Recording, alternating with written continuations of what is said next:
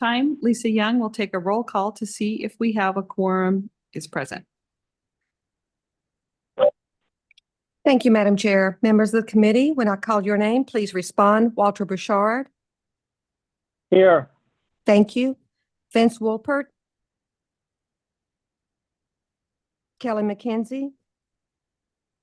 Yeah. Thank you. Jun Wanju. Here. Thank you. Mike Denby. Steve Trussell. J.C. Porter. Here. Thank you. Dave Barry. Kim Anderson. Here. Thank you. Robert Vondenacker. Here. Thank you. Kenya Lugo Wait. Adelia Perez. Romare Truly. Here. Thank you. Ron Gritman. Hondo Judd. Megan Sheldon. Present. Thank you. Monica Rabb. Spencer Camps. Rick Williams. Here. Thank you. Kim Butler. Here. Thank you. Aaron Cooper. Ryan Cavalier. Here. Thank you. Jennifer Peterson. Here. Thank you. Matt Potzler. Here. Thank you. Anu Jane. Here. Thank you. Benjamin Davis. Here. Thank you. Tim Connor. Present. Thank you. Jonathan Futch. John Woods. John Woods. Mike Chamberlain. I'm sorry, this is John Woods. I'm here. I had a hard time unmuting. Thank you, John. Mike Chamberlain. Here. Thank you, Robert Forrest. Susie Stevens. Did I miss anyone? Michael Denby is here. Thank you, Mike. Monica Rabb is here. Thank you, Monica. Vince Wolbert, Arizona, Weights and Measures. Thank you, Vince. Kristen Watt, Salt River Project is here. Thank you, Kristen. Madam Chair, we have a quorum. Thank you. A quorum is now present. Good afternoon, members of the MAG Air Quality Technical Advisory Committee. This meeting is now called to order. For those around the table, please turn on your microphone when speaking. For those participating via Zoom, please state your name when making a comment or asking a question. The MAG public comment process allows members of the public to comment on items on today's agenda or on items that fall under MAG jurisdiction. If you would like to make a comment at today's meeting, please complete the request to speak form located on the meeting room counter. MAG staff can assist with questions you may have. If you parked in a garage, parking validators are available on the meeting room counter. If you purchased a transit ticket to come to the meeting, please see staff for a ticket. Hearing assisted devices are available from MAG staff. We'll move on to the next item, which is our call to the audience. This is an opportunity for the public to comment on items that fall under MAG's jurisdiction that are not on the agenda, informational items, or items on the agenda for discussion and not for action. 15 minutes will be provided for the call to the audience unless the chair requests an exception. I have not received any request to speak. MAG, have you received any? No, Madam Chair, we have not received any. Okay, MAG also provides the opportunity for members of the public to submit written comments via the MAG website. Any comments received 2 hours prior to the meeting have been shared with the committee members in advance of the meeting for consideration and will be included in the formal meeting minutes. Have we received any online written comments? Madam Chair, no online written comments were received. Thank you very much. We'll move on to item number 3, approval of the April 25th, 2024 meeting minutes. Does any member of the committee have any questions? Hearing none, prior to the approval of the meeting minutes, there is an opportunity for members of the public to comment. I have not received any requests for this agenda item. MAG staff, have you received any written online comments for this item? Madam Chair, no written online comments were received. Thank you very much. Is there a motion to approve agenda item number 3? Tim Connor, so approved, so moved. Thank you. Do we have a second? Second, Walt Bouchard. Thank you very much. We have a motion from Tim Connor and Will Bouchard. Walt Sorry, Bouchard. you cut out there at the last minute. A roll call vote will be Sorry. taken this time by Lisa Young. Thank you, Madam Chair, members of the committee. When I called your name, please state your vote. Walter Bouchard, Yes. thank you. Vince Wolpert, Yes. thank you. Kelly McKenzie, Yes. thank you. Juman Ju, Yes. thank you. Mike Denby,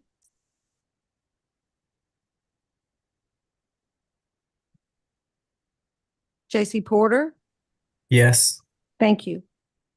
Kim I'm sorry, Anderson, this is Mike Denby. I'm sorry, I lost the screen there for a minute and I couldn't find my button. Yes, I approve. Thank you. thank you, Mike. Kim Anderson, Yes. thank you. Robert Vandenacker, Yes. thank you. Ron Gritman, Hondo Judd, Megan Sheldon, Yes. thank you. Monica Rabb, Yes. thank you. Rick Williams, Yes. thank you. Kim Butler, Aye. Yes. thank you. Ryan Cavalier, Yes. thank you. Jennifer Peterson, Yes. thank you. Matt Potzler, Yes. thank you. Anu Jain, Yes. thank you. Chair Simpson, Yes. thank you. Benjamin Davis, Yes. thank you. Kristen Watt, Yes.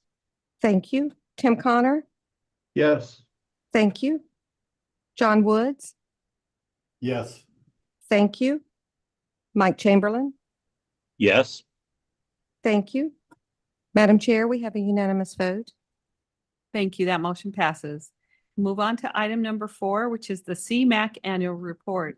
This item is on the agenda for information and discussion and will be presented by Dean Giles, Air Quality Planning Project Manager from Maricopa Association of Governments. Thank you, Dean.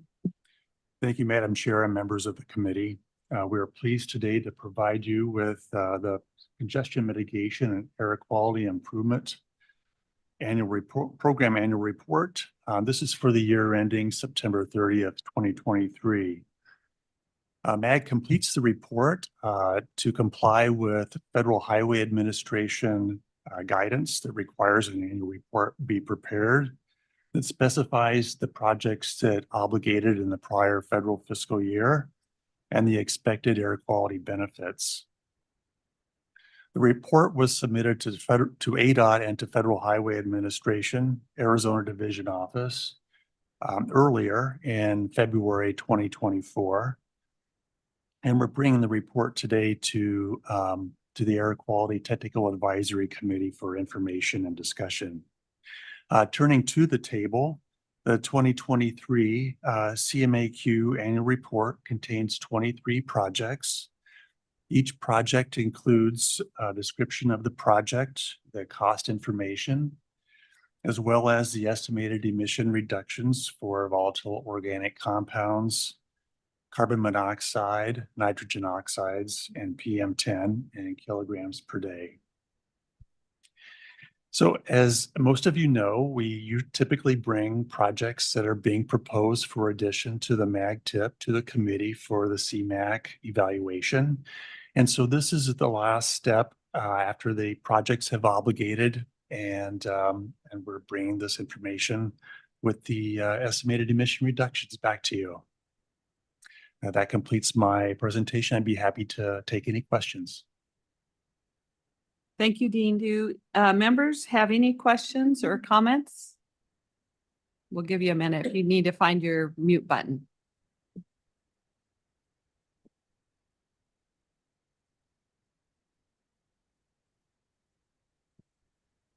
Thank you very much, Dean. I know work hard on that report and all of the projects that the community is doing. So we appreciate those efforts. We'll move on to item number 5, update on air quality monitoring data. This item is on the agenda for information and discussion and will be presented by Julie Hoffman, Environmental Planning Project Manager for MAC. Thank you, Madam Chair, members of the committee. Yes, today we wanted to just give you an update on the air quality monitoring data for the region, taking a look at ozone, carbon monoxide, PM10, and PM2.5. Next slide, please. First, we wanted to start out with a map showing you the different air quality boundaries for the region. On this map, there's a lot of different boundaries, but wanted to point out to you here the 8-hour ozone non-attainment area boundary is shown on here in purple. It covers a large part of Maricopa County, also extends down into Pinal County and a portion of Gila County. And then on this map, the green boundary is the PM10 non-attainment area in Maricopa County there, and then also includes Apache Junction in Pinal County. And then down toward the bottom in the reddish brownish color there is the Pinal County PM10 non-attainment area. Encompasses areas such as Santan Valley, Florence, Coolidge, Eloy, Casa Grande, and Maricopa. And then the red hatched area is the Pinal County PM2.5 non-attainment area, shown there in the center of the screen. And then finally, the carbon monoxide maintenance area is, I suppose, magenta type color in the center there, encompassing the urbanized area. Next slide, please. We wanted to start with carbon monoxide. This, as you can see, is a pollutant that has not been an issue in our region for quite some time. So this standard is 9 parts per million. Not to be exceeded more than one exceedance of the 9 parts per million at the same monitor per year. So as you can see on here, we're showing you the second highest 8-hour carbon monoxide standard or concentration. So if the second one was above that 9 parts per million, it would be a violation. So the last time we violated the standard, as you can see on this chart, was in 1996, and it's been a pretty steady downward trend since then. We are maintenance for the carbon monoxide standard, and in 2023, the design value was 2.1 parts per million, so much lower than the standard of 9. Next slide, please. Moving on to ozone, which is, as you all know, a challenge in the region. This here shows you the highest 3-year average of the annual 4th high 8-hour ozone concentration in the Maricopa non-attainment area. So that is how the standard is calculated. It's looking at that 3-year average of the 4th high, not to exceed the standard.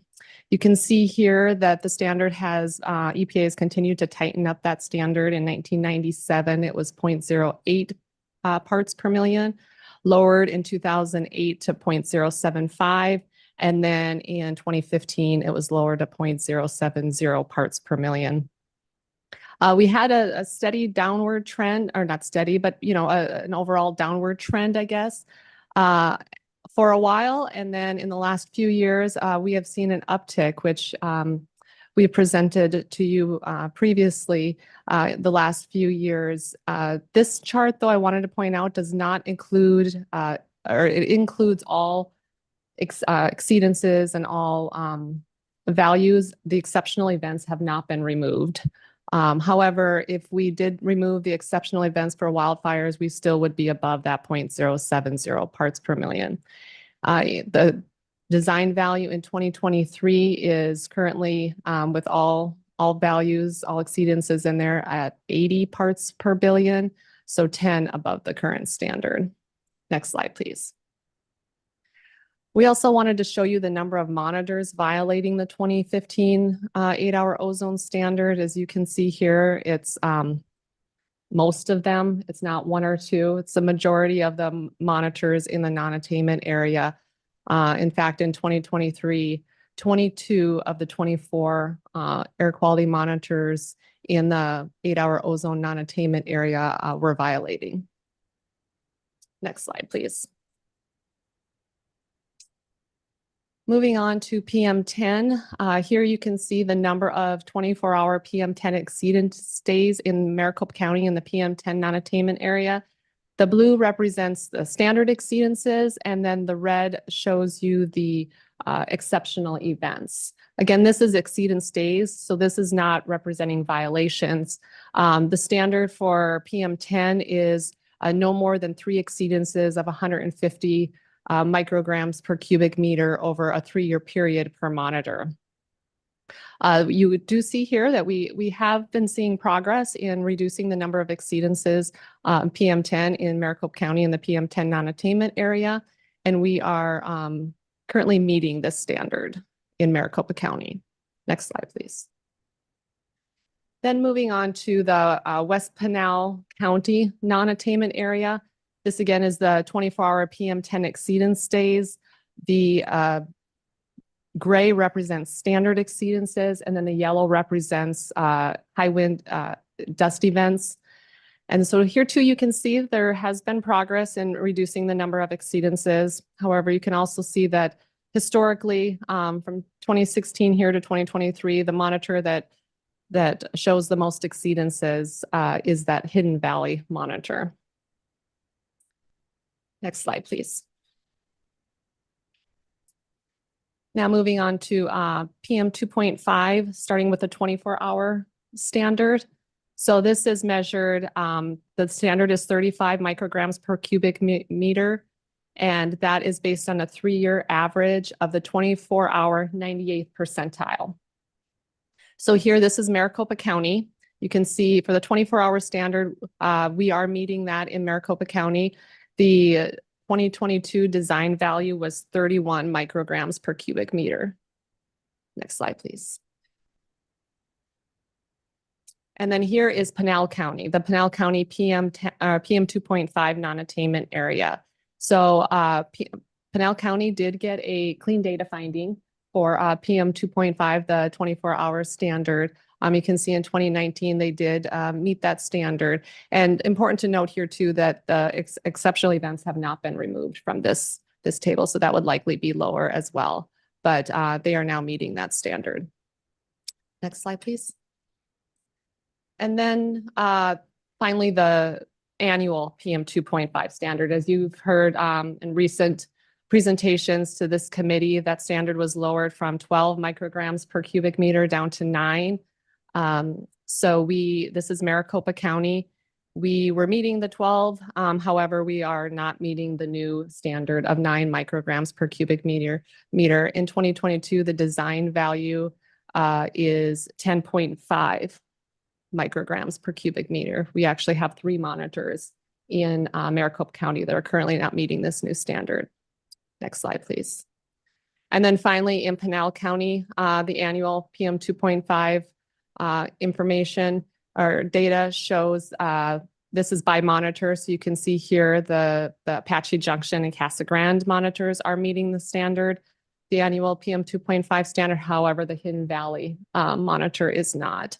The design value for 2022 at the Hidden Valley monitor for the annual standard is 12.4 micrograms per cubic meter. So we have it looks to be 3 in Maricopa County and then the 1 here in Pinal County that are not meeting this new standard. Next slide, please. Again, that's just a quick overview. We just wanted to make the committee aware of the monitor data, where we're at with the different pollutants and what the monitors are showing. We'll continue to closely track this and be happy to answer any questions. Thank you so much, Julie. Do any members have questions or comments? This is Mike Denby from APS. I was just noticing a lot of 22 data. Do we have 23 data yet, or what's the time frame on that since we're in 24? Mr. Denby, members of the committee, the 2023 data is still preliminary, so we're still waiting. So even though the charts that have the 2023, they're asterisked because that's preliminary. So we should be getting that in hopefully the next few weeks, but we wanted to get this information to the committee now to make you aware. Thank you.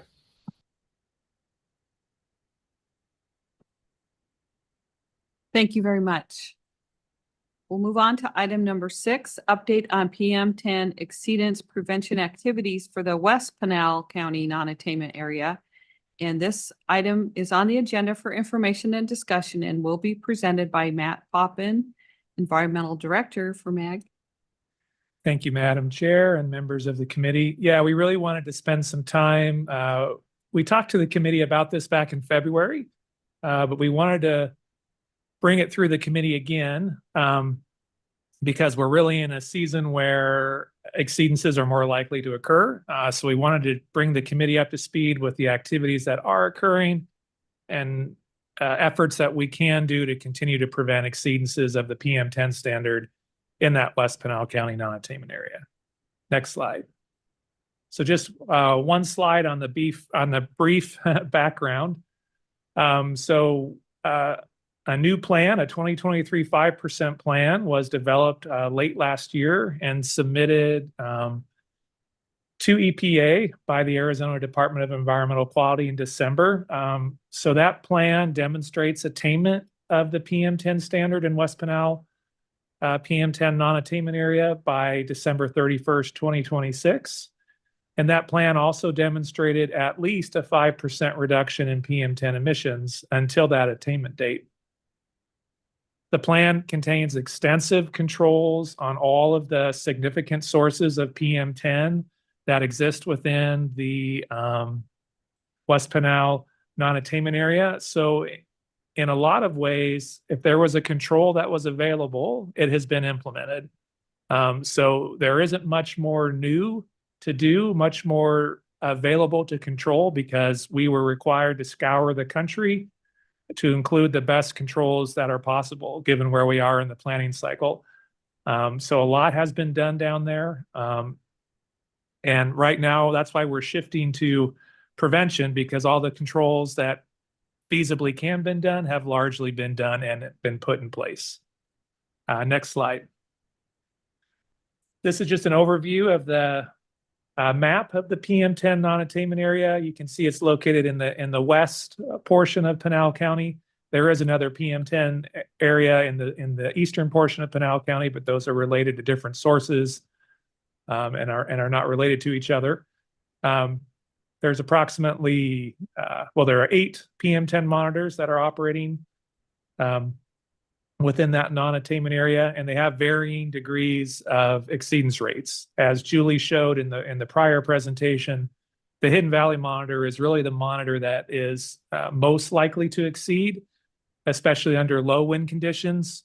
All of the other monitors rarely exceed under low wind conditions. So in lots of ways, the other monitoring sites are, from our standpoint, attaining the standard, because the only time they exceed is under high wind events, except for an occasional, very rare low wind exceedance.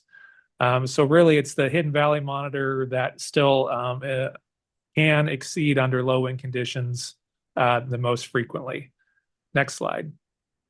And this graph, again, the same one that Julie showed earlier, with the addition of 2024 data on here as well. Great news to report so far, as there have only been 2 exceedances to date. In 2024, we have the 1 low wind exceedance at Hidden Valley, and then we have 1 high wind exceedance at Pinal Housing, and those both just occurred within the last week. So really, it has been a great start to the year. As I pointed out in the first slide, we demonstrated attainment in 2026. So that means we need clean data beginning this year. So we need clean data in the years 2024, 2025, and 2026 to prove to EPA that we attained by the attainment date. So that means no more than 3 non-exceptional event exceedances at each monitor for that 3-year period. That's why we're really focused on prevention. EPA is much more likely to approve our plan when they see that it's working. Right now it's working, right? But if we get exceedances, the probability of EPA approval of that 5% plan is much lower, which likely will lead to us having to withdraw it and start the planning process all over again, try and look for new controls, go through that process again, which is very cumbersome and painful, obviously, as those of us who have been through it before, right? And so that's why we're really focused on prevention. We have tools that can do it, and it needs everybody's help, which is why we're highlighting it. And we're pretty excited that folks have committed to jumping on board and helping with prevention. And I'm going to highlight some of those. Next slide. And the other reason why I wanted to bring it to the committee today is June is the month where we see the most exceedances historically at Hidden Valley under low wind conditions. And the real reason for that is twofold.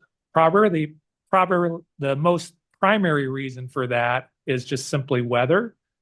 You get the longest stretch without rain. Normally, our rain ends in February or March if we're lucky. We've had some nice rains this year, which has been good. And so the soils start to dry out moving forward from March. And as the temperatures heat up, those soils get looser and more easily disturbable. So by the time we get to June, when the temperatures are really hot, those soils are baked. And so the normal activity that has been occurring over the year, that normal activity can produce more dust. And that's why we tend to see more exceedances in June. The other thing that happens is we get stagnant conditions in June. Our spring, even though the temperatures feel warm, right? Our spring in April and March and May, we still have winds usually that come through, like that help to disperse the air. But in June, we start getting more stagnant conditions. So we get a double whammy in June where we have that really dry soil and we have more stagnant conditions, particularly in the morning hours.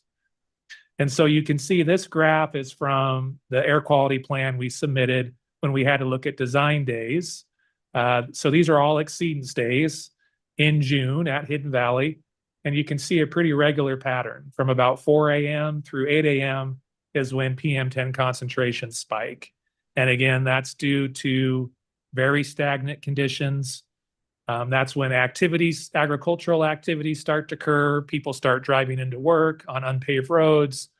All of those things happen. And when you don't get air movement, those emissions can build up and cause an exceedance. You can see a similar effect occurs to a lesser degree in the evenings from about 7 p.m. through 9 or 10 p.m. You can get a similar effect as well. But primarily, it's that morning hours. So when we think about efforts to prevent exceedances, when we have a choice to apply controls or apply extra controls, if we can focus on those morning hours, that will be the most effective to preventing exceedances at the Hidden Valley Monitor in June. If we can get through June, we start the monsoon season starts to help with additional winds and additional rainfall, starts to stabilize those soils. Again, this is just low wind exceedances. Obviously, we have high wind exceedances, but we believe we can exclude most of those under EPA's exceptional event rule. So again, we're really focused on these low wind exceedances. Next slide. So what are some of the PM10 prevention activities that we're doing currently? So really, I would say the number one tool to use and sign up for, especially if you operate regularly in the area around the Hidden Valley Monitor and throughout the PM10 non-attainment area, is to receive the alerts from Pinal County Air Quality Control Division. That will alert you when the monitor is reading high PM10 concentration. So Josh from Pinal County Air Quality Control District sends out 2 types of alerts. There's an alert when the 5-minute PM10 concentration exceeds 1,500 micrograms. And then there's also an alert when the hourly concentration exceeds 750.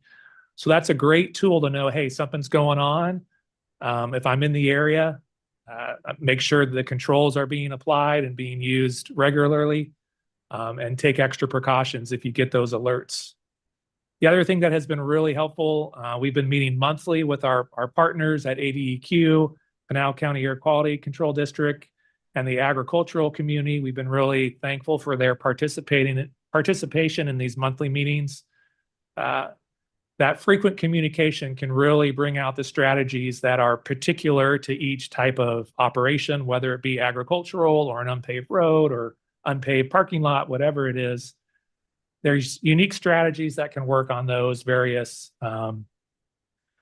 sources. So we really appreciate the frequent communication between those partners that can really help to prevent an exceedance.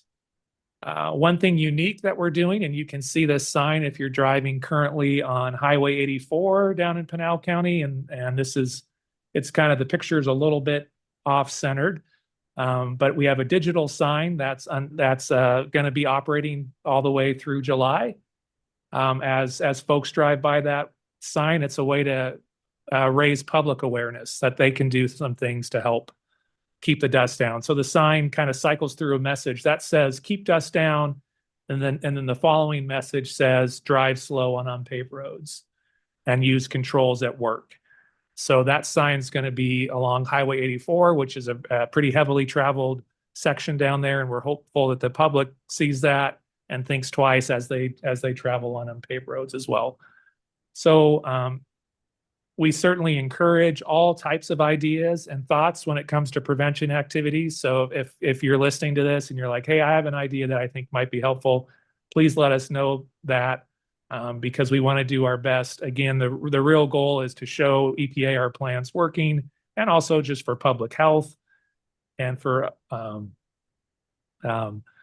moving forward, we want to make sure to prevent PM10 exceedances when we can. Next slide. A couple other things that you can do in addition to signing up for the alerts is you can sign up for the daily forecast. This is done by the Pinal County Air Quality Control District. It can give you an idea if the next day or the next couple days we think might be close to exceeding the standard.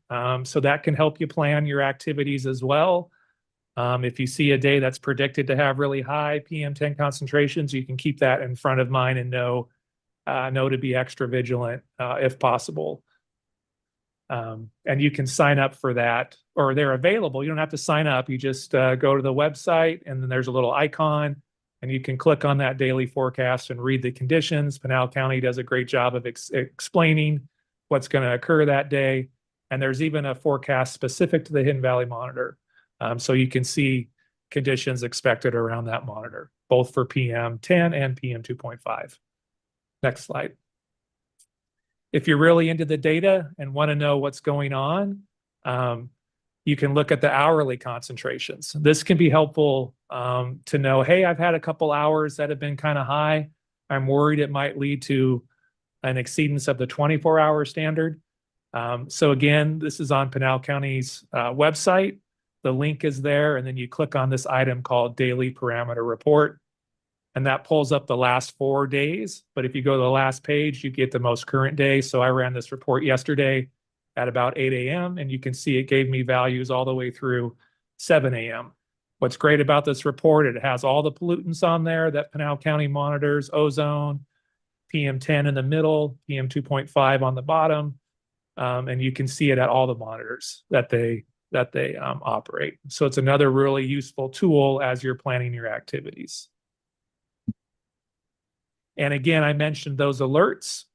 So at the bottom here, please reach out to Josh DeZiwo at Pinal County Air Quality Control District for more information. Just email him. He can get you on a list to receive those alerts. They're email alerts, and they'll let you know when concentrations are running high. Next slide. So that concludes my presentation on that. Again, we really appreciate the work that has been done and continues to be done by our partners in this area. I'm I'm hopeful we can make it through this summer with some great data and prove to EPA that the plan is working. So thank you again, and that concludes my presentation. If there are any questions, I'm available. Thank you, Matt. Do any members have any questions or comments for Matt? Thank you, Matt. I know that Pinal County is working diligently on their unpaved road stabilization projects that they're working on. So are there more private unpaved roads in this area than there are public unpaved roads? I know I'm asking that off the cuff, but I'm just wondering if that's something we could help them try to address with those privately held roads. Yeah, good question, Madam Chair. So we do have an inventory of the roads available, and actually Pinal County Air Quality Control District helps us with that inventory, but we do try and update that with GIS imagery. There are a lot of private unpaved roads, and there's still a lot of public unpaved roads. Of course, the focus on it's much easier to apply funding to a public unpaved road. So most of the time, the focus is on the public unpaved roads, and we kind of rank them by the amount of traffic that is on those. So the roads that have the most traffic are the ones that we hope are scheduled for paving or stabilization the quickest, right? And so if additional information is needed, we're happy to share that. Private roads are a little bit more difficult to control, but thankfully the traffic on those is pretty low. We normally assume only roughly about 25 vehicles or 25 trips per day occur on those. So the emissions from those roads are less, but there are a substantial number of private roads. And there are occasions when a private road will be, a city or the county will decide to take it into their system, and it can get converted to a public road that they can then stabilize or pave. So I know they are, there's the new rules, like I mentioned, have some pretty strict schedules on how much needs to be paved and stabilized each year. So there's a lot of funding and a lot of work that goes into that. So as we continue to move forward with that, that only helps those emissions. For one of the big projects that everybody's aware of was that paving of the Smith Road that occurred a few years ago. That was a great project. That was a very high traffic road. There were a lot of trucks on that road, so heavier vehicles creates more emissions as well. So the projects really do make a difference when they're implemented. Yeah, so being that we're Queen Creek, we're in both counties and closely working with Pinal County as well. We do appreciate all of their efforts as well. So now we're on to item number 7, requests for future agenda items. Are there any requests from the membership for an item on a future agenda?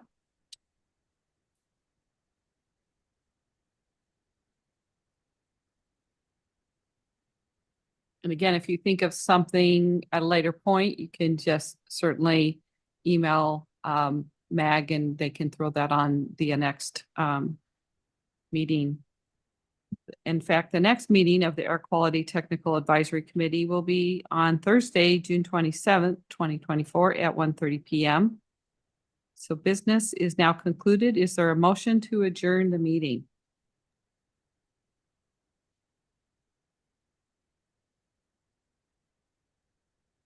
Matthew Potts of City of Phoenix, motion to adjourn. Matt, we have a motion and then I need a second. Robert Vonnenacker. Thank you. Second. Rob. So I think that we are now adjourned. So thank you very much and have a very safe and happy Memorial Day.